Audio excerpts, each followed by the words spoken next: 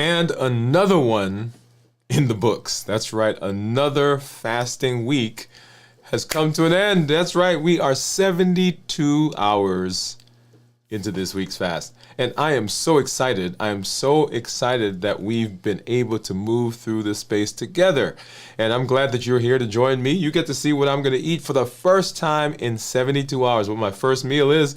Yeah. I'm waiting for it.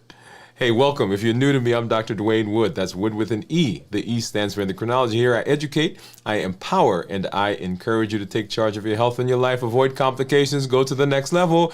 We are creating the life we've always wanted, and we are living limitless lives. That means that we're not allowing nothing from outside, nothing from inside to prevent us from doing what we need to do. We're showing up with our best selves, our best health, and our best plans for our life. We're going to be successful. And that's where we are right now. Welcome wherever you're joining us from, whether that is LinkedIn or Twitch or YouTube or Facebook.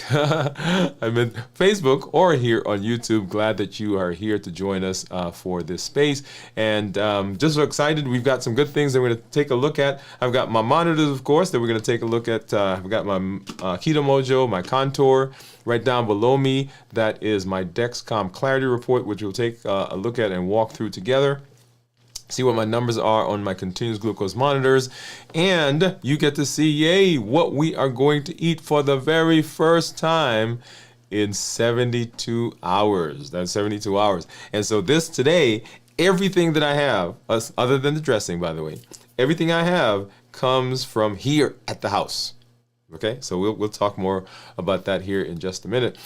So fasting, we're in our fast. If you are there, if you joined us anytime this week, say, I just want you to put in the chat. I want to put that yes.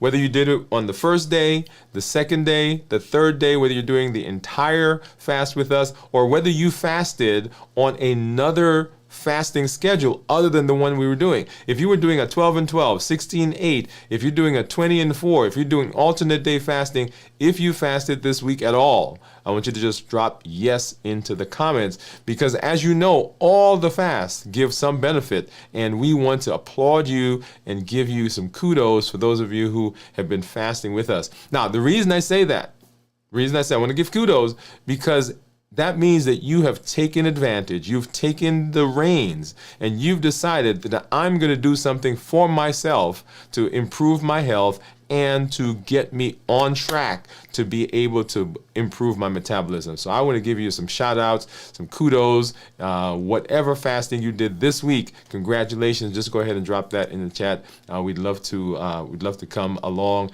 and see you in the space.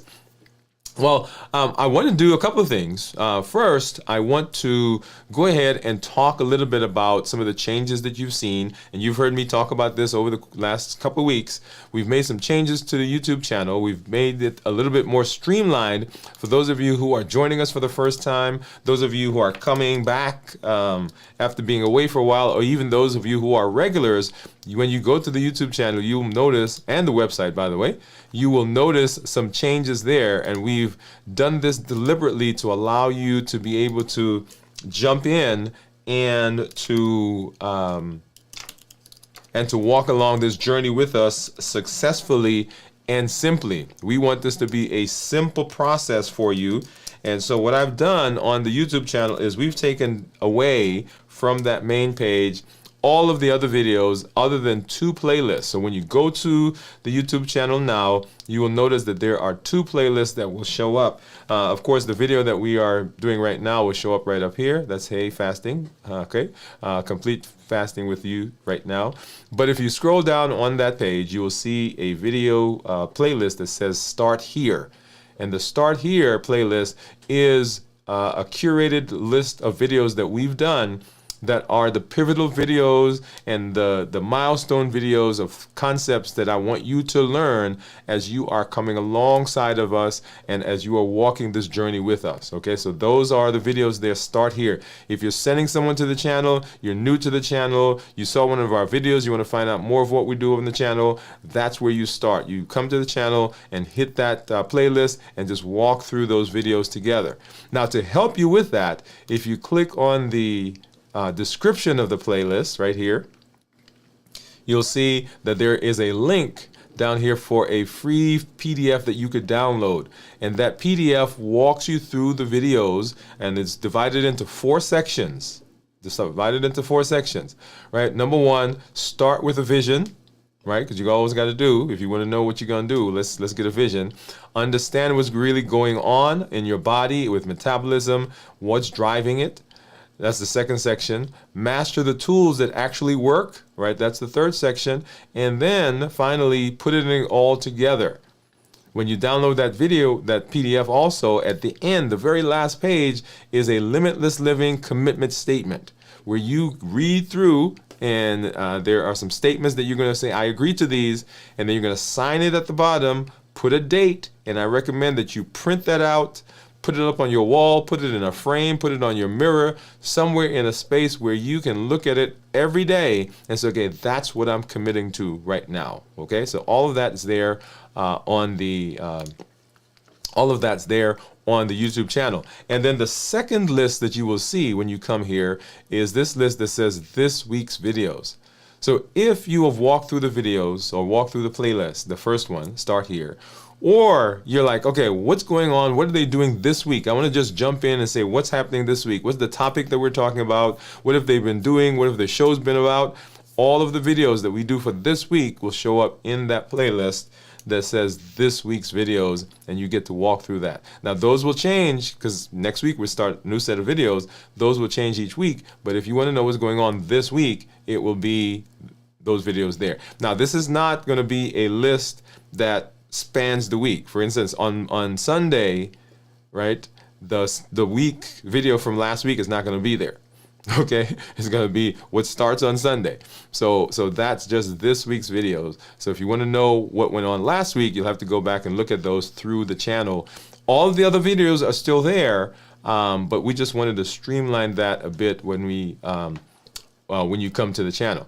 The other place that we've done a streamline is if you go to DwainWoodeMD.com, that is our website, and the website is streamlined as well. Reclaim your rhythm, redefine your life. Welcome to Limitless Living, transforming health, mindset, and identity one intentional step at a time. And I love the visual there, where the guy is standing on a mountaintop and this entire panoramic view of all the possibilities that are there. And that is the idea that Limitless Living gives, that with my decisions, with my choices, with my consistency, the world of possibilities is open to me. So that's the idea. When you come there, that's what I want you to get. That's the vision that I want you to get. And then there is a welcome video to welcome to the YouTube, welcome to the website that you will see there for me. And then scrolling down, it says, are you new here? Start here. And this is the same idea as we saw on the YouTube channel. There is a button that you press and it says start watching the videos, and it will take you back to that playlist. On the other side, download your free guide, and that's the guide I was just talking about. You can download that for free here on the website. If you have been walking with us, if you have been learning with us, if you have been on this journey and you are ready to kick that up a bit, if you're ready to go to the next level, if you're tired of the constant cycle that you've been on with your metabolism, with your blood sugars, with your high blood pressure, cholesterol, your weight, then you want to make sure that you join us in our accelerator. And if you click that button right there, it says find out more, then you can get in there and join us as part of our group. All right. So that's housekeeping stuff. And we'll talk a little bit more. We'll do some welcoming to our community members here in just a minute. But let's go ahead now and let's take a look at blood sugars. And I want to take, first of all, look at what my blood sugars are. And here is my Freestyle Libre. And you see right now my blood sugar is 73. And if I scroll down, you see right here, my blood sugars have been straddling right around 70 or a little higher. If I put my finger, and this is the last 12 hours, by the way, put my finger over that, and you'll see that we can actually see what those numbers have been: 70s, 70s, low 70s, low 70s, and right there about 4, 5, 6 o'clock, up to the 80s, 90s, and then we're starting to come back down now into the 70s, and right where I am at 73. Okay, and so right now, by the way, 72 hours, actually, yep, right at 72 hours is where our fast is for this week. Actually, a little over for 72 hours. And now let's go ahead and take a look at what the Dexcom says. So Dexcom right now says that my blood sugar is 100. And you know, the Dexcom tends to run a little higher than the Libre. But just like we did with the Libre, we can scroll down here. And this is now a 24-hour view that we could take a look at. 80s, 80s, 80s, and there was some 70s in there. And that was yesterday, by the way. And then into the hundreds, low 100s, right? 112, 112, I think I saw one, yeah, there was a 130 in there somewhere. Yeah, right there, 130. That was at 7:58 this morning. And that, as you guys know, we had a toothpaste issue. So some of what you see right there is what I call my toothpaste effect. Okay, and we talked about that yesterday on our check-in. So if you want to see that, what we talked about, go ahead and pop back over there. All right, so now let's take a look at what's going on with blood sugars according to my monitors. And I've got a Keto Mojo, and then I have a Contour. And once again, if you fasted with us, I see some of you putting in the chat that you fasted. If you fasted at all this week, I want you to put a yes. All right, so I need to grab a strip for the Contour. Get that one in here. And then I need a brown for the Keto Mojo for blood sugar. And let's see, hopefully there's a blue one in here. Okay, yeah, there we go. And that's for ketones. And then, of course, I need to get Lancet. So let's go ahead and put this one back over here. All right, and go ahead and open up the strip for the Keto Mojo. And this is blood sugar, the brown one. We'll get that in here. And while I'm here, I'm going to go ahead also and open up the one for ketones, because that one tends to give me a little bit of trouble. So we want to make sure we get that out. And it actually opened up relatively well right now. So I'm going to put that off to the side and get one of these Lancets. And as you know, as I've always said, that I don't use the Lansing device. I simply use a Lancet. So I grab that. All right, so there is, and I'll hold it here so you can see that Lancet. And get a finger, and ow, that one hurt a little bit more than normal. So hopefully that gave me a good drop of blood. Okay, yeah, it wasn't very brisk, but it was a good drop. So let's get that on the Keto Mojo. And if you think you know what my ketones are going to be, go ahead and drop that into the chat. Drop that into the chat at 72 hours of fasting. And look at that, my Keto Mojo says that I'm 72 blood sugar. 73 for the Contour, and then 99 you'll see there for the Keto Mojo. Now let me go ahead and take this strip out, and we want to get the ketone strip in there. Let's see, there we are. Get that ketone strip, and then get that started. So what do you think ketones are going to be? Get a good drop of blood to get that rolling. All right, at 72 hours, 6, 5, 2, 1, and it is 1.6. Look at that, 1.6, y'all. And let's go over, I'm going to change to my Keto Mojo app, and let's go ahead and sync that, and we'll talk a little bit about where we are in terms of ketones. And I see some of you are dropping guesses in there already. All right, so let's pull this over. All right, so we're looking at a few numbers, and let's walk through this together. So you'll see three numbers. You'll see the big number in the middle, in the kind of circular thing, and then down below you'll see glucose 72, and then ketones 1.6. When we talk about ketones that are less than 0.5 are considered normal. So on your regular day, everybody else. When we check your ketones, right, on a regular basis, your ketones will be less than 0.5 because that's considered normal. In the face of fasting or ketogenic diets or fasting mimicking diets, your ketones should be 0.5, which is higher than normal, to 1.5 if you're in nutritional ketosis, and then above that, 1.6 or higher. Well, more than 1.5, I should say 1.6, because you can have 1.51. That's still above 1.5. Or higher, that would be considered nutritional ketosis.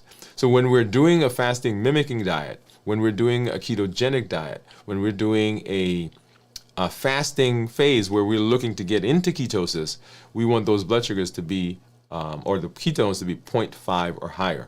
And so that's what you're seeing now at 72 hours. My ketones are 1.6. Now, I would have expected them to be higher, but as I mentioned before, we have our little toothpaste fiasco that causes my blood sugars to spike. And that's what you saw. We started like 70s and we went up into the 90s and 100s this morning. And so that's what you see there. Now let's talk about these numbers here before we look at the graph. So the big number that you see there, that is the glucose ketone index. It is a ratio of the glucose that you see there to the ketones. But if you're looking at that number, you say, hey, if I divide 772 by 1.6, that doesn't come out to be 2.5. And that's because that's also a calculated number. So let's go over and we're going to grab our calculator. And blood sugar was 72. I've got to convert that now to international units by dividing it by 18. So that gives me a 4. And if I take the 4 and divide it by the ketones, now I get the number that you saw there, which was the 2.5. Okay, so that's how that happens. If you are out there, you don't have a meter that converts it for you, you can do the math yourself. If you have a meter that gives you ketones, but it doesn't give you the GKI, you can convert it yourself. It's simply dividing that blood sugar that you have by 18 and then dividing that number by whatever the ketones are. Or you can go online and find a GKI calculator that will do it for you automatically. You just plug the numbers in and then it gives you a number. Now let's take a look at the graph. And so let's talk about a few things. Number one, the turquoise graph that you see, the dotted turquoise line, that's the ketones. And then the solid beige-ish brown line, that's blood sugar. And you'll notice that when the blood sugars are high, that the ketones are low, right? So you have the high beige line, and then you have the low turquoise line. And then as the ketones are going down, right, from here down to here, you see the ketones are going in the opposite direction. So they are actually rising. So let's actually take a look at the numbers. So here's a 105 blood sugar with my ketone at that time was 0.2. And then as my blood sugar went lower, so we were 73 there, then my ketones were 1.8. And then today what we have, we move over. Today what we have is a blood sugar of 72 and a ketone of 1.6. I think I see, yeah, there you go, 1.6. And so remember, ketones and blood sugar, ketones and insulin can't exist in the same space for long. So once insulin comes out, then ketones begin going away because insulin blunts, and we'll talk about that here in just a minute. Insulin blunts the effect of ketones, and we don't. So that's the idea. And when we have food that has high carbs, then of course insulin comes out, and when insulin comes out, it causes downstream problems in terms of our fasting and so forth. All right, so let's go ahead. I'm going to push this off to the side, and then let's go over, and I'm going to do a quick check-in. Well, let's do a quick check-in, and we'll talk about where I am, and then hello to our community, and we'll get into our discussion. So let's say, and so check-in. When I do a check-in, 3 things that I want to talk about: how I'm doing physically, mentally, and emotionally. And you heard me say before that these are actually 3 of the domains of health. And the domains of health, if you remember that, there are 8, right? Physical, emotional, spiritual, relational, social, mental, occupational, environmental. So lots of different, those are the domains. And I do talk specifically about these 3 because these are the 3 where people tend to have their most difficulties. And in fact, when you're going through the Limitless Living inventory and you're looking at that, 3 of the main ones that where people mostly have their issues are in these 3: physical, mental, and emotional. So they straddle and they encompass a lot of what we do in our lives. So physically, let's talk about that. So in the fast, 72 hours, and today I'm doing better today than I was doing yesterday and the day before, because last night I got more rest. If you recall, yesterday when I did my check-in, I talked about the fact that I was feeling sleepy and tired, and I had not been doing a good job over the last several days coming into the fast of resting. And then in the fast, I was up doing things, right? You think you can't go to sleep because you have to do stuff. Well, anyway, that was me this week. And so it really impacted me as I went through the week. And the way it impacted me was a lot of food noise this week. A lot of food noise, and we talked about how that's generated and why that comes in our check-in last night. Go ahead and look back at that one. And so, so physically, today I'm doing better. I am not feeling as tired as I was. I am hydrating, continuing to hydrate, and I had my doctor's visit today. As a matter of fact, just coming from that onto the show. And one point that he made to me was, I need to hydrate. We'll talk about that when we do our show on that visit. So so physically doing well, no lightheadedness, dizziness, sweatiness, and those types of things. And then mentally today also doing better. Yesterday, day before, because I was tired, I could tell that I needed to rest. And you know, when you're tired, sometimes you feel just a little bit more sluggish, a little bit more slow than you normally are. And today I feel much better than I did the last couple of days. And then, of course, emotionally, that goes along with how we feel physically and mentally, because the emotional component of our lives is intricately tied to how we're feeling physically and mentally. But today I am feeling good. Yesterday, actually this week, even though I was tired, it was not as problematic because emotionally I was on a high, right? And plus I'm fasting, and the fasting itself gives you that high. Lots of things going on in my family, lots of things going on in my space, going on in my health. So emotionally I was doing well, and that supported me, gave me some additional energy when it came to the physical and the emotional.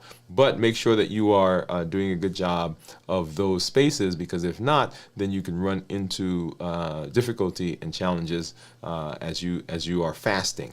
Okay, so that's what's going on with me. And let's go ahead now, and we're going to say hello to some of our community members. And I see you out there, so let me pull this up. And I see Cornelia. So Cornelia says, yay, congratulations, everybody. That's right. Congratulations. If you are fasting, if you fasted at all with us this week, whether you did a 24 hours, 48 hours, 72 hours, whether you did a 16-8 alternate day, whatever fasting method you did for this week, go ahead and put that in the chat. Say yes, and congratulations to you. Let me give you a hand clap and some music. And I do that because that means that you have decided, you've taken charge of your health. You're making a decision that is going to set you up for long-term success. And you're saying, I'm not going to just be and do things like I've been doing it. I am going to take charge of this and for myself and go where I need to go. So congratulations to you. Yes, Cornelia, congratulations to everyone. And Cornelia says yes, so she fasted with us this week. And I believe, Cornelia, you did the entire fast with us. So congratulations for that. And T-Dub, hey, let me give you a hand clap and for coming through. Thank you for joining us.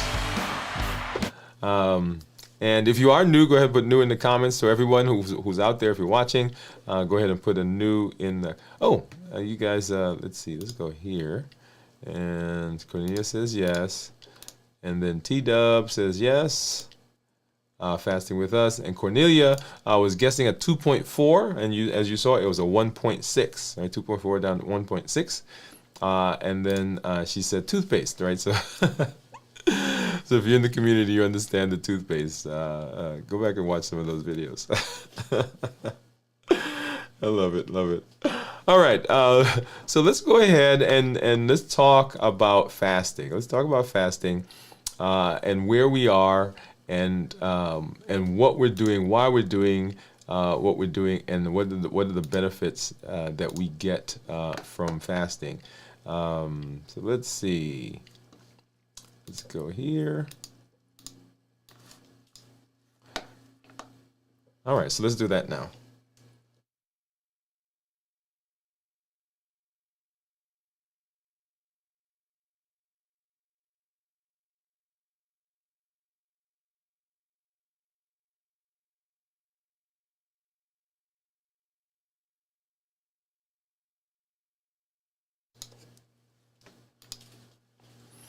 All right, so fasting, and let's put this in context. So fasting is a tool. It is a tool that we're using to be able to achieve some of the goals that we want. And the primary goal that we have is that we are using fasting as a way of creating a better metabolism. So dysfunctional metabolism is what is at the driving for is in the driving in the driver's wheel for the metabolic diseases that we have. Remember, metabolism is the word that we use to describe the process that the body goes through to take food that we eat and convert it to energy. And the body needs energy. So that process is a metabolic process. And when we talk about metabolism, we're talking about anything that is causing dysfunction in that. Everything from the food that we eat to other things in our lifestyle to how our body interprets the food that we eat and what it does with it downstream and those things that happen as a result of the signals to the body. So that entire thing is called metabolism. And so anything along that way or any problem along that spectrum can cause issues.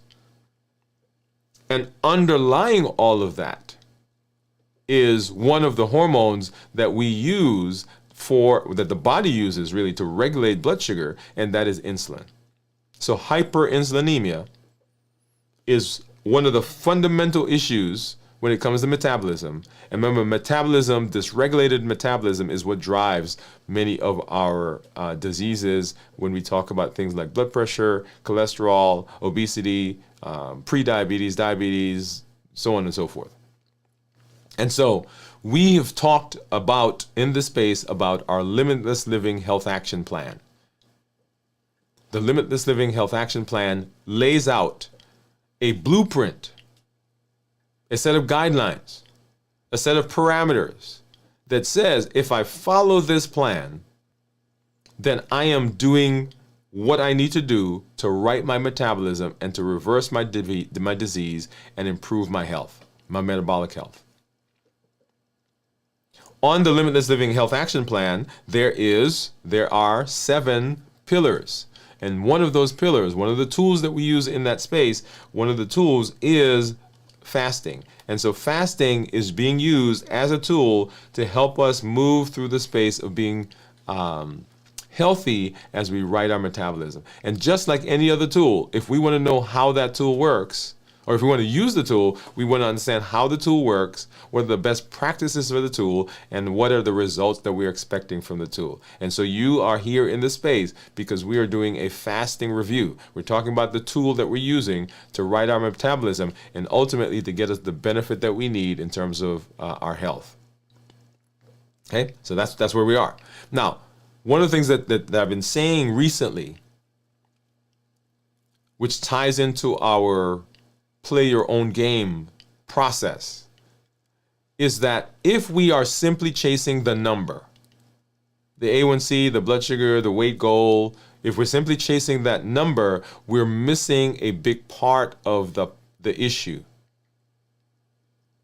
The issue is not the number, Because if you could stay wherever you are right now in terms of your metabolism, and you could live to be 120 years old and you would still be healthy, nobody would care what your numbers are.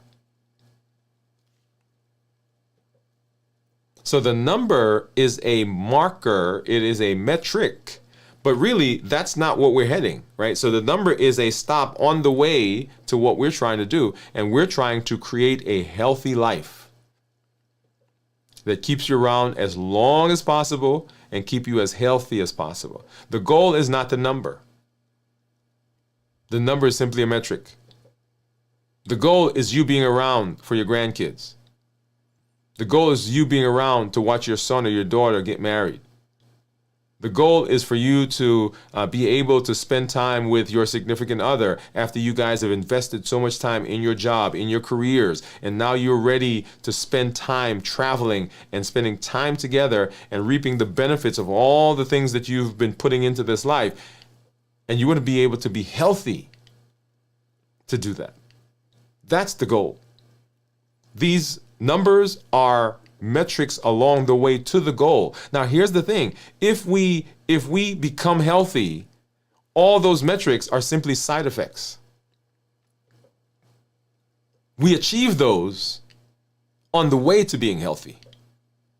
But we're not stopping there. One of the conversations I have often with our patients who are diabetics is we have now reached your A1C goal. Your A1C is great. What about the blood sugar? What about the blood pressure? What about the weight? Because if it was just about the blood sugar and the A1C, we can stop. But no, we're not just looking at that. How do we keep you around longer and keep you healthy?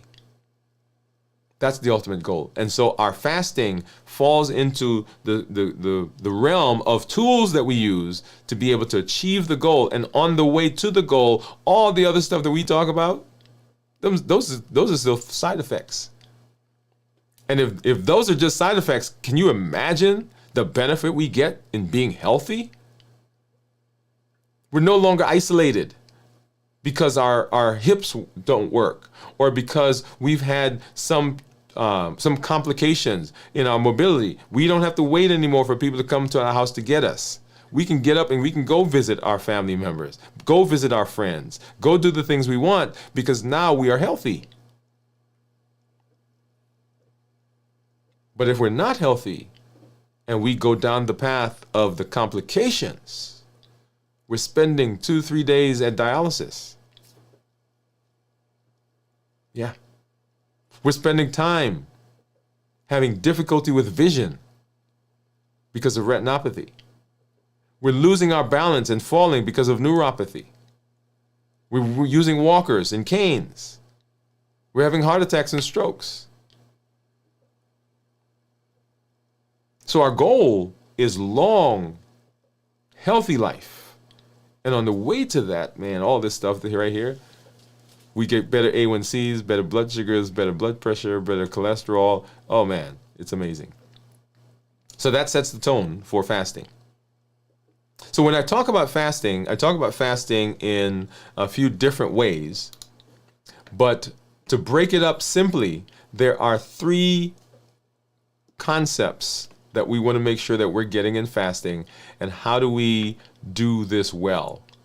And they are, how do we prepare for the fast, how do we get through the fast successfully, and then how do we break the fast? So preparing for the fast, getting through the fast successfully, and what's going on in my body, and then how do we break my fast? And you get to see, for me here in just a little while, the things that I'm eating, what I'm going to eat as I break my fast. So I'm excited about that. Okay? All right, so let's go through. Let's start with the very first one. So how do we prepare for the fast? And the ultimate question is, why do we prepare?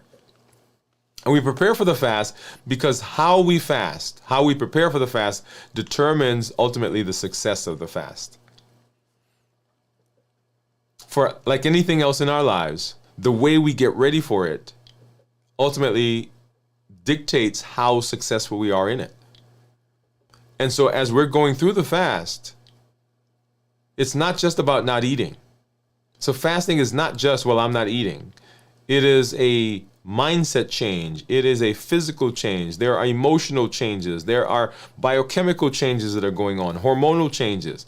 All of those things are happening in the body. And if we just jump up one day and say, okay, I'm fasting today, and we've not prepared for the fast well, now you may be able to get through the fast successfully in terms of not eating, but it does not set you up for long-term success, because your body, your brain, your mind is going to remember what this fast was like. And if you go into the fast and you struggle throughout the fast, oh my God, I got to eat. Oh, I can't take it anymore. You just barely got through the fast. The next time, your brain's going to say, oh yeah, we're not doing that again.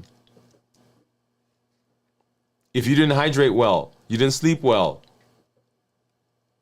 and you're having lightheadedness, dizziness, sweatiness, you feel like you're walking through quicksand or mud, or you feel like, oh man, I hit a wall and my energy is gone, then you're not going to successfully get into another fast. And you may not even get through this one.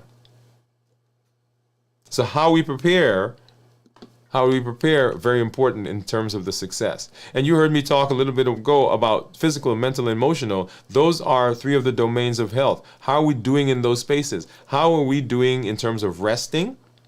That's physical, right? Resting, hydrating. How are we doing in terms of the foods that we eat coming into the fast? Because if we eat high processed foods, high sugary foods, then in the fast, your body is going to spend a lot more time before it's able to get to the place where you get ketones. And ultimately, remember, ketones mean that the insulin is down, and now my body is able to get to my fat cells and begin burning those. So physically, mentally, the way you approach fasting is important. If I had to grab one of these, physical, mental, and emotional, if I had to pick one and rank them, on the top of that list would be your mental preparation. Because the mental preparation that you have as you come into the fast will dictate how you do physically, how you prepare physically. It will assist you in your emotional regulation during the fast. If we can visualize what the benefits are, if we understand what's going on in our body, if we're able to put in place things that are going to help us as we get into some of those emotional changes that we find in the fast, the lenses through which we see the fast, ultimately important in how the fast goes. And all that happens with our mental preparation. Having mantras around you.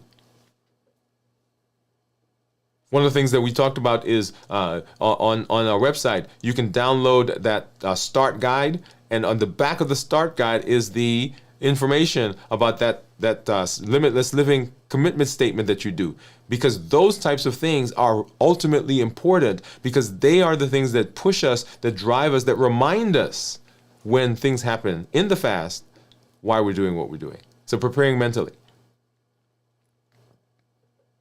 And then emotionally. You're going to have emotional changes when you get into the fast. In fact, there are going to be emotions that show up that you may have forgotten, or that you may not have realized were there, because we use food as a buffer for a lot of the things that we do. And when we're fasting, we can't grab food anymore. And so we're working in the fast emotionally without a net. And understanding what are the driving factors for your emotions, and putting things in place prior to the fast will help you successfully get through the fast. Once again, the preparation ultimately very important. And then when we prepare for the fast, it allows us to decide and determine what are the milestones that I'm going to see as I move through the fast. When I'm driving, I like to see milestones. Like if I'm driving and I can't tell how far I've gone, however I do that, count the mile markers. I know, like when we come from Nashville, I know what the mile markers are. I could tell where I am. Or when I'm traveling, if I'm going to someplace else, some new place, I'll have this game that I play with myself. But by this time, I should be here. And if I'm not there, then I calculate, what do I need to do to change that or make up the difference in time and whatever. So there are all these games, but those are milestones. Those are markers on the way. And in fasting, you do the same thing. When you prepare, you're like, okay, at 24 hours, this is what's going on in my body, and this is what I should feel. At 36 hours, this is what's going on in my body, this is what I should feel. This is what I should expect. This is, right? So you're plotting out your journey through the fast prior to coming into the fast. So it's not just about, okay, fasting now, and then we're gone. No. That's not what we want. We want you to prepare because your preparation ultimately will dictate how things go in the fast.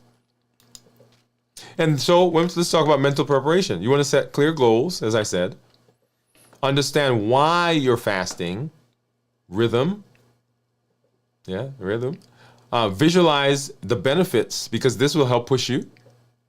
Educate yourself on the type of fast. What's going on? What do I need to do for this fast? And of course, those affirmations I said, they elicit help from your inner coach. Because your inner critic is going to tell you, hey, you can't do this.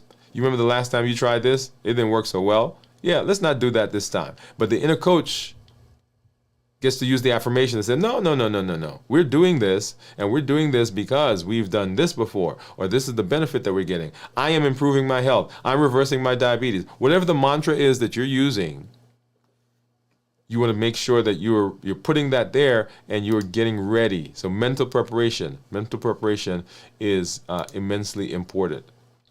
And of course, we talked about nutritional preparation. The things you eat getting into the fast, very important. So what you want to do is you want to start reducing your carbs and your sugars. If we come into the fast with high sugars, the body takes a longer time to get to the place where it can now transition into burning fat. And so we end up spending, say you fast for 24 hours, and it takes your body the whole 24 hours to get into the fast. Then you eat again, you've not done much. So the benefits that we get in the fast ultimately are determined by what we do outside of the fast. You want to increase your healthy fats and increase proteins because those help to keep you satiated, helps to keep you less hungry. You want to determine your specific meal that you will eat before the fast. Oh, and if you've not seen us do that before, join us when we do our check-in. So you get to see exactly what I eat prior to the fast. And then you want to gradually decrease your eating window. So if you're new to fasting, and because we recommend working your way up to a 24-hour fasting each week, once a week, 24 hours. So if you're starting with an 8-hour fast that you do now when you're sleeping, then you increase that to 10 hours, then increase it to 12 hours, then increase it to 14, then 16, then 18, then 20, until you're able to get to the 24-hour period. So gradually do that so that you can get that benefit. All right, that's nutritional preparation. Hydration, you've heard me talk about hydration before. How we hydrate is very important because if we don't do a good job, then the body you will feel lightheaded, dizzy, sweaty, all those. That's a consequence of the fact that we don't have enough blood in our body, and that is an issue because the body will have to increase the heart rate and the blood flow, the speed, and people feel that as lightheadedness, dizziness, sweatiness, all those things. So you want to make sure that you are preparing physically, or doing hydration. And then prepare your environment. This is a good one. So clear out temptations. I know there are some things that I can't have around me, so I don't bring them in the house. Because if they're in the house, guess what? I'm going to eat them. Now you can say what you want. Oh, you're weak or you don't have good control. Whatever it is, I choose not to bring it at the house because I know if it's here, when the other emotions come out, when I'm tired, frustrated, depressed, whatever the emotions are, when they come out, the very first thing that's going to be here in my brain is, hey, you know what? We got that stuff in there that makes us feel good. Let's go get it.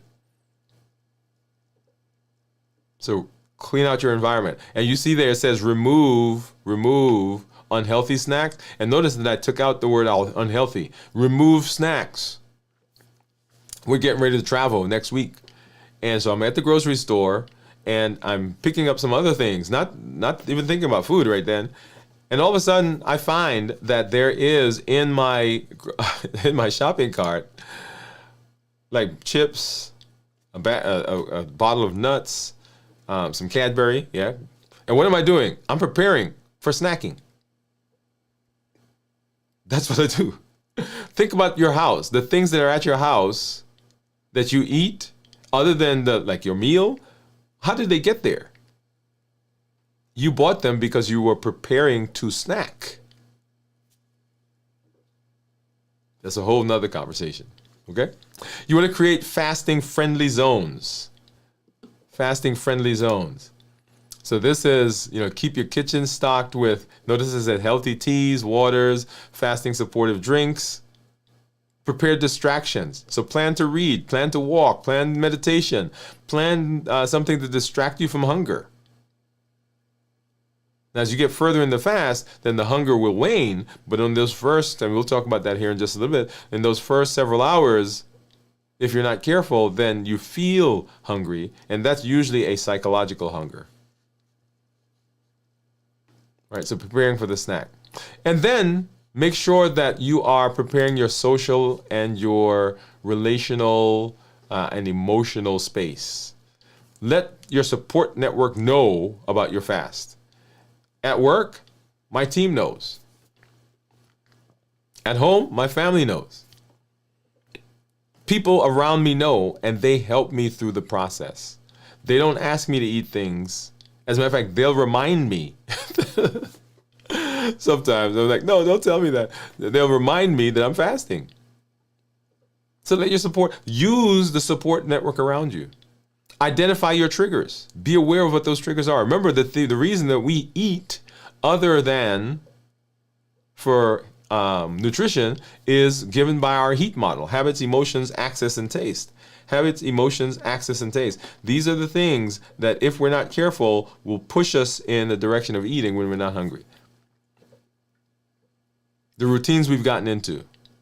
We eat just because it's 12 o'clock. We eat because somebody came over to visit. We eat because we go to the movies. Habits, emotions, access, and taste. And then our emotions. Our emotions. When we get mad enough, sad enough, bored enough, tired enough, frustrated enough, anxious enough, they will push through your desire to not eat. And then access, as we just talked about, just their environment, just things around, because it's there. How many times have you grabbed something to eat and thought to yourself, oh, I wasn't hungry, or I just ate a little while ago. Why am I eating this? Because it's there.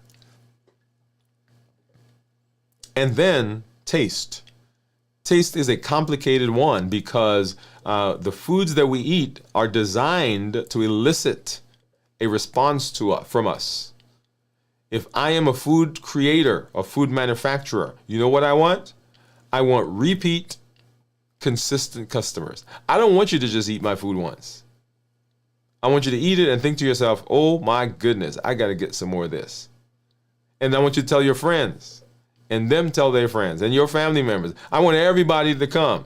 And so the food has a way of eliciting from us a response that sometimes is counter to what we say we want. The perfect combination of sugar, salt, and fat. When we eat it, we say, oh man, I can't just have one. And then join a community. If you are not currently in community, you want to make sure that you join a community. We have a great community here that is growing and that is amazing in its ability to support one another. So come along and join us as we move through this space together. So some tips that I want you to remember. So just some takeaways. Number one, preparation is key. Preparation is key. It determines how you fast and whether you are successful. Number two, prepare mentally, physically, emotionally, and mentally. But as you heard me say before, if I had to pick one, it is the mental preparation that undergirds everything else that we do. Number 3, get rest. Your ability to successfully go through the fast will be greatly enhanced when you are rested. The things you eat matter, so eat dense, nutrient-dense meals, things that support the fast, and then get into community. Ultimately, very important. And so that's preparing for the fast. Now, the fast itself, right? So we talk about preparing for the fast. Now we talk about the fast itself, what's going on in our bodies as we're fasting. And I divide this into several categories. And we usually talk about how we're fasting, 24 hours, 48 hours, and then 72 hours. We're going to do it a little bit more finely as we move through our discussion today. So let's go ahead and let's start with the first 6 hours. And the first 6 hours technically is not considered fasting. It's actually called the postprandial period. This is the time when the body is sorting the food that you've just eaten. It has... it's kind of like going to the grocery store and you come home and you got all the stuff in your cart or in your car. You bring them in the house and you start putting things in the cabinets, things in the pantry, things in the refrigerator. You put some stuff in the bathroom, right? What you're doing is you're taking the stuff that you got and you're sorting it into its places that it needs to go. And that's what the body does in the postprandial period. The body is breaking down, it's processing. Blood sugars are elevated because typically there are some carbs in the stuff we eat. Insulin levels are high because those two go together. The body is processing this, is digesting it, is absorbing it. Your energy levels are high because sugar is an energy to the body. And then it begins to kind of wane, right? So postprandial period, the first 6 hours, 0 to 6 hours. And then the next 6 hours, 6 to 12 hours, is called the early fasting stage. Right here, insulin levels are starting to drop because the body is now using up some of the energy, that sugar that you ate. Glucagon is coming out because insulin and glucagon are going opposite directions. Insulin says, hey, I need to store. And when blood sugars go down, insulin says, I don't need to be here anymore. And glucagon comes out. And glucagon's job is now to go back to where the stores were and pull them out. It's kind of like you coming home and you take all your stuff and you put it in the cabinets and the refrigerator and so forth. And now you decide you're going to cook. Well, now you have to go back to the pantry, get some food out, to the refrigerator, get something out, right? So what you're doing is you're gathering now the things you're going to use to cook. And that's what's going on. The early fasting stage. We've already put it up, but now we're pulling it back out. Glycogenolysis is happening. So this is breaking down the glycogen that's in the liver. So we've used up the sugar that's in the blood, and this is if you're not eating, right? Because that blood sugar is going to continually go down. Now, some people will say, hey, I haven't eaten for 6 hours or even 12 hours, and my blood sugar is still high. That has a direct result. That's a direct result of what the blood sugars were when you came into the fast. Remember, the body has to use up the sugar. It has to store the sugar before it even gets to the liver to begin breaking down the stuff that's in the liver. So if your blood sugar is high coming into the fast, then it may take a while for that sugar to go away. Okay, so glycogenolysis is going on. And then energy levels begin to fluctuate. Because remember, sugar, glucose, is an immediate source of energy, but it is not very stable because it fluctuates. And so when you get into the early fasting stage, then the blood sugar begin to drop, and sometimes people will feel that.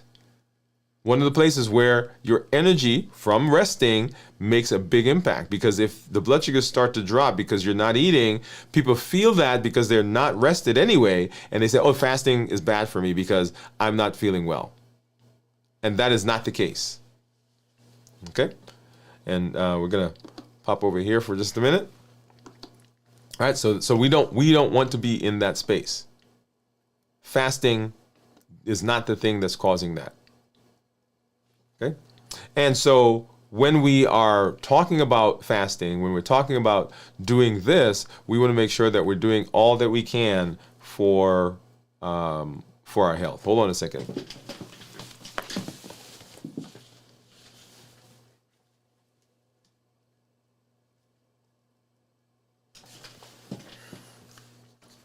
All right.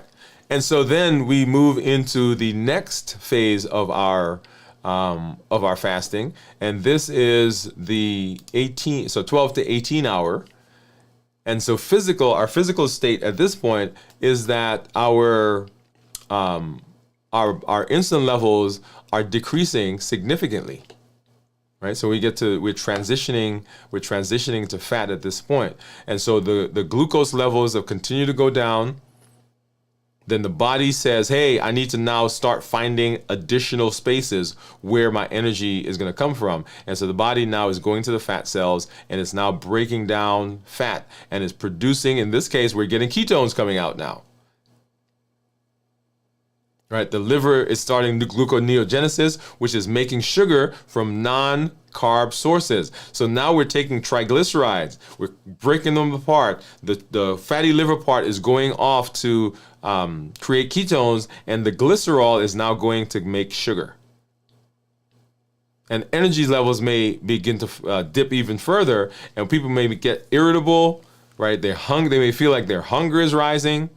All that's going on as we're shifting sources of energy at this point.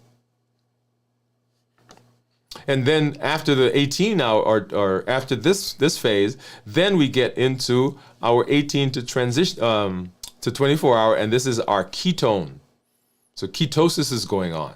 Now, ketosis has started a little earlier, depending on what's going on in terms of your meal and your blood sugars, but ketosis is in full effect here at this point, because your body is in the process of burning fat. Beta oxidation is going on, and we get a lot of the things we talk about in terms of benefit of fasting. Oh yeah, here it is, right? So glycogen stores are gone. So the liver is now used up all the stuff that's in there. So it takes 24 to 36 hours, depending on what you've eaten.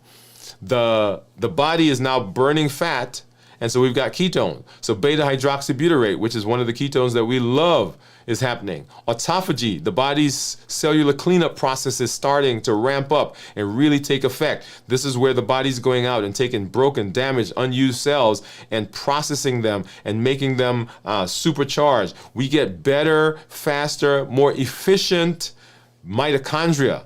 And remember, mitochondria are those powerhouse, those are those batteries that are in the cells that give us energy.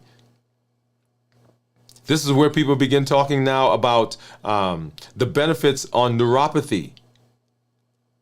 And we start to see benefits of inflammation. So our inflammation is going down. Our immunity is going up. The body is now doing more to heal. So the healing process is going on. So moving from hunger to healing. We talked about that in one of our shows recently. So we want to make sure that we are getting into this space as quickly as possible, and that is determined by, of course, how we prepare for the fast. So ketosis is going on. And then the next phase, 24 to 30 hours, fat adaptation. So we are now significantly in fasting. Ketones are high. Ketones are being produced. Insulin levels down, because in order for ketones to come, we got to get rid of insulin. Fat oxidation is increasing. That's the breaking down of the fat. Energy levels become more stable, because now we're not using the volatile sugar as energy. We're using fat, and we have ample amounts of fat to convert to ketones. So we are now, I kind of liken this to, I love the Iron Man movies, when Tony Stark takes out the arc reactor and he puts the new one in and he gets that that energy. Oh yeah, that's it right there. So fat adaptation is going on at this space. And so we want to move through this process as judiciously as possible. We don't want to delay, we don't want any delay here. And so when we prepare for the fast, we are setting ourselves up ultimately in the fast to get to where we need to be. And of course, some of the same things that we talk about with preparation, we want to make sure that we're rested, we want to make sure that we are hydrated, we want to make sure that we are dealing with our stress, right? Because all those things can push us off track. And we want to make sure that we're setting ourselves up for the best possibility of success. And so preparing for the fast is important. That's what's going on in our body as we get through the fast. Very important. And then how do we break the fast? And for this, I'm going to grab something here really quickly. Let's go to view. And you get to see what we are eating for the first time in 72 hours. And here we are. And so here is our salad. And let's talk a little bit about our fasting, and then we'll come back to the salad. But here it is. So you get to see my salad. All right. So when we talk about fasting, we talk about breaking the fast. How we end the fast is very important. All right. Some tips. Right, you want to monitor blood sugars, and that's important because you want to see what's going on in your body with the food that you're eating. What's going in your body with the rests that you're eating, because that has a big impact on the fast itself. What you end the fast with, in terms of food, will dictate what happens to you over the next 24 to 36 hours. Because the things that you eat have a signal that they send to your body. And if your signal is, hey, there's a lot of carbs, a lot of sugar here, the body increases our insulin level, and insulin causes weight gain, causes appetite to go up, causes those cravings, causes us to retain fluid, causes storage. And that is really not what we want. Okay? So we want to make sure that we're doing a good job. So monitor blood sugars, portion control. When you eat, sometimes it's not really that you are eating the wrong thing, is you're eating too much of the thing.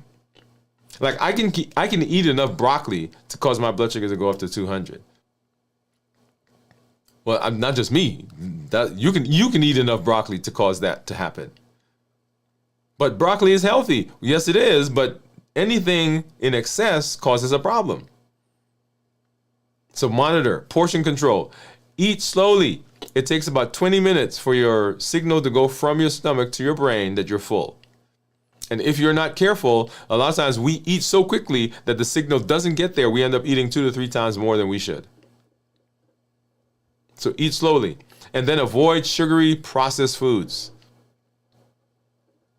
Avoid sugary, highly processed foods. Because once again, the insulin spike, the blood sugar spike goes up, the insulin comes out, and once the insulin is there, it will cause downstream issues for us.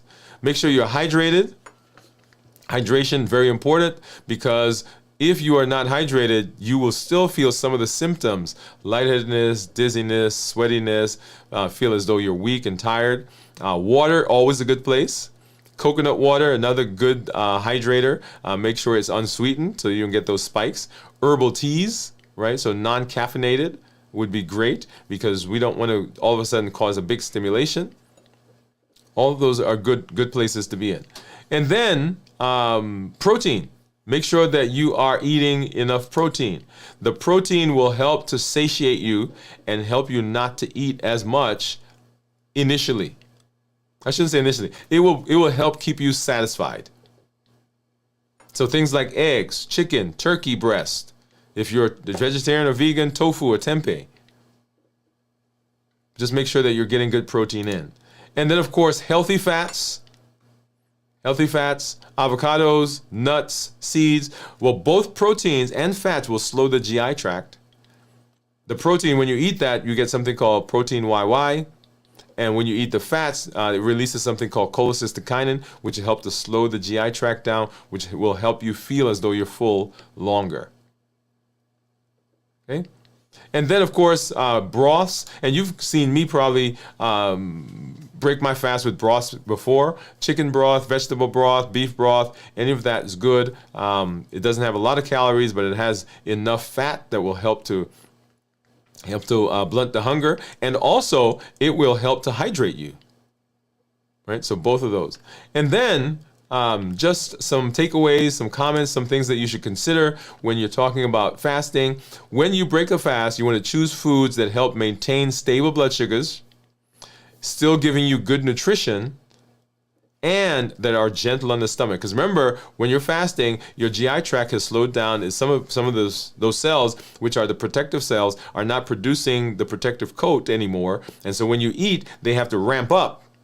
And if you don't do a good job of that, particularly if you're doing some of the longer fasts, then you can have increased elimination, nausea, bloating, and so forth. And when we're eating, we want to focus on low glycemic index foods. That's glycemic index less than 50 or 50 or less. Lean protein, as we just talked about. Healthy fats, as we talked about. You want to make sure that you are hydrated. Okay? And so those are the ways that we want to break the fast. Now, if we think about that conversation, then we're really talking about balanced bites. Right? The foods that we eat should be in keeping with our concept of balanced bites. So let's go ahead now and let's take a look at what I am eating. And here it is. All right, so it's a salad, and I usually start with a salad. So if you know, let me get this plate straight.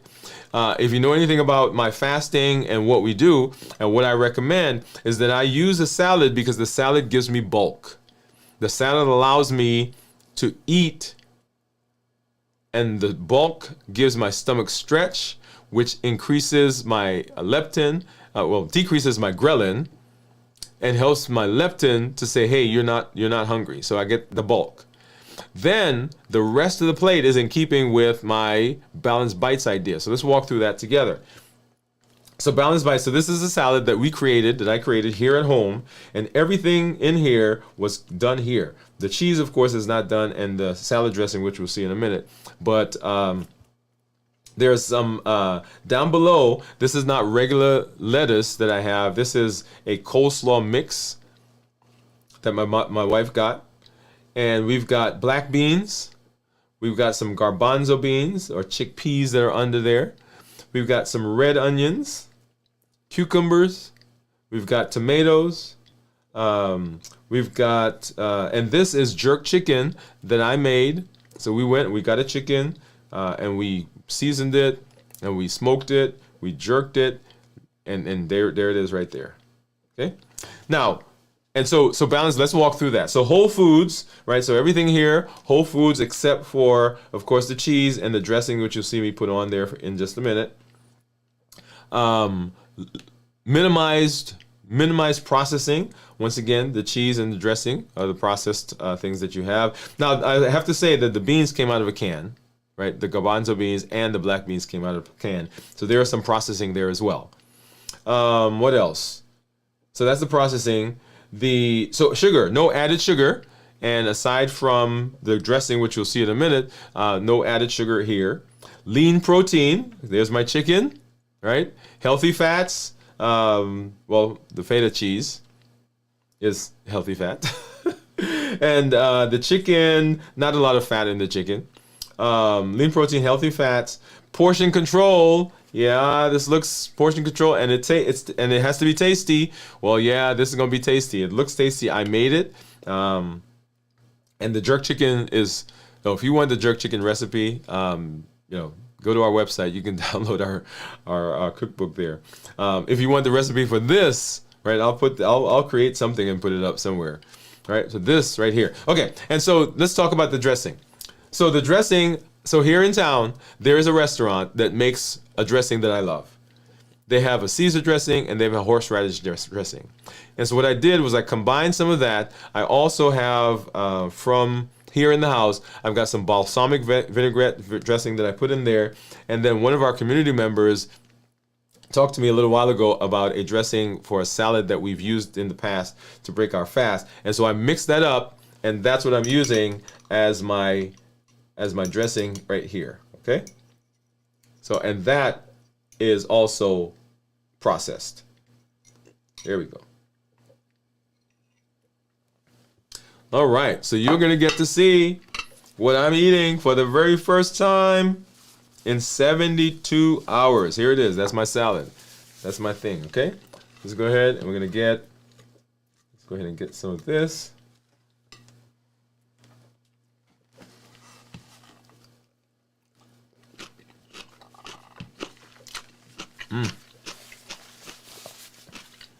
Oh yeah.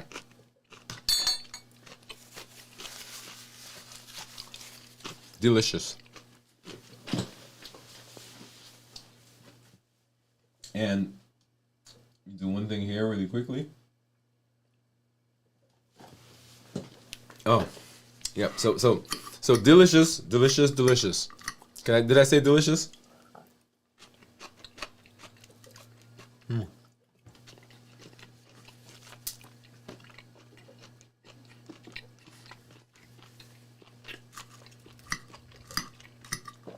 So if you're breaking your fast with us right now, go ahead and drop in the chat, or send us a message. Well, send us a picture. I've been asking you guys to send a picture of what you've been eating. We got some pictures that we'll share at some point. And Cornelia says it looks delicious. And Cornelia, it is.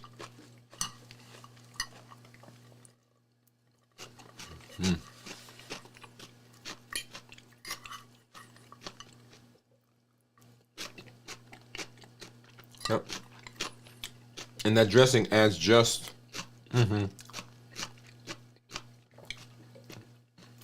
enough. And what I like about this, let me go back to this view. What I like about this is I love textures. It's not what we're looking for. There we go. I love textures. I love different textures in foods. And so this has it's a smorgasbord of textures and flavors, and there's the crunch.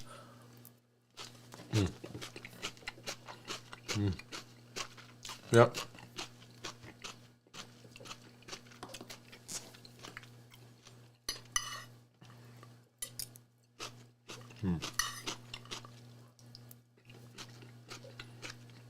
The horseradish dressing with the Caesar.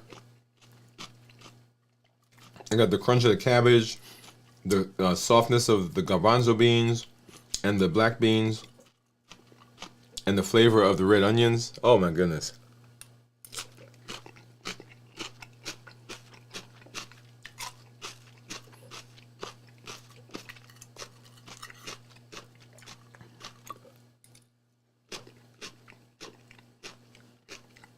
And all healthy.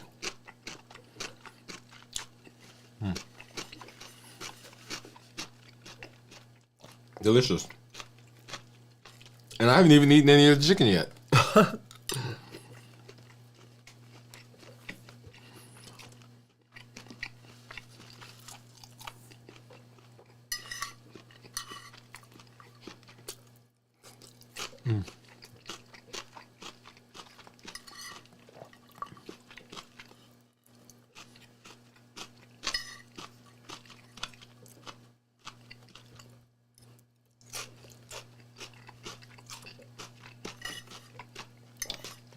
So your meals, other than fasting, should also conform to Balanced Bites. Right? So Balanced Bites is not this is my fasting meal food, list. It is how do we eat? How do we think about food generally? Okay? And so that's what we're looking for. Come on. Very good.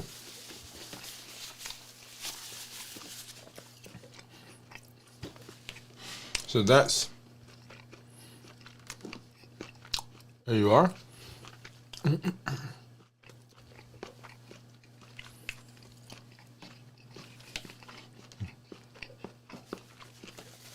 All right, so let's talk a little bit.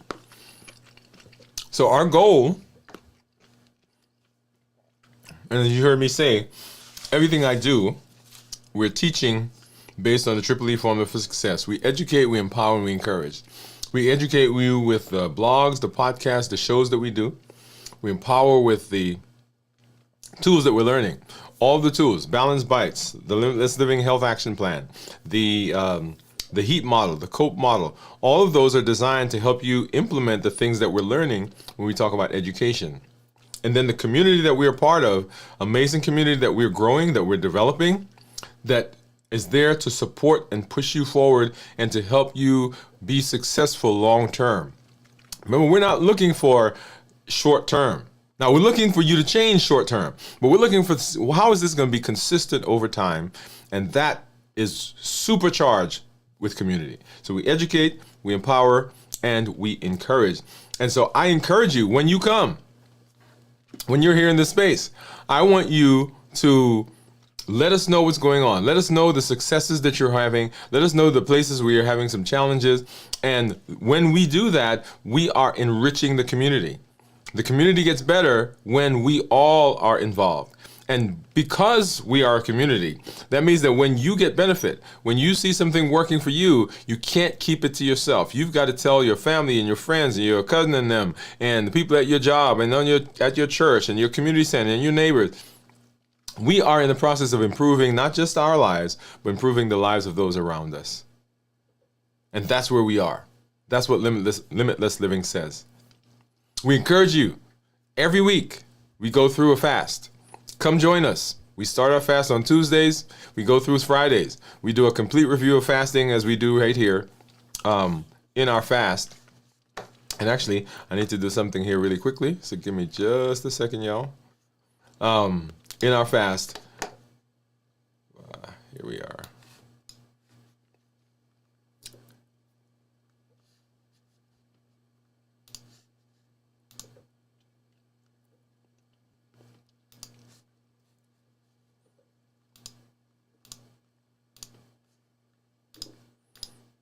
All right, there we are.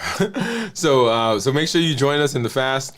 We do that once a week. Everything on the channel, everything is designed to allow you to just plug in and to come along with us. The 100-day walk to consistency and health, the strength, strategy, and mindset that we're doing right now. We're on day 95, by the way.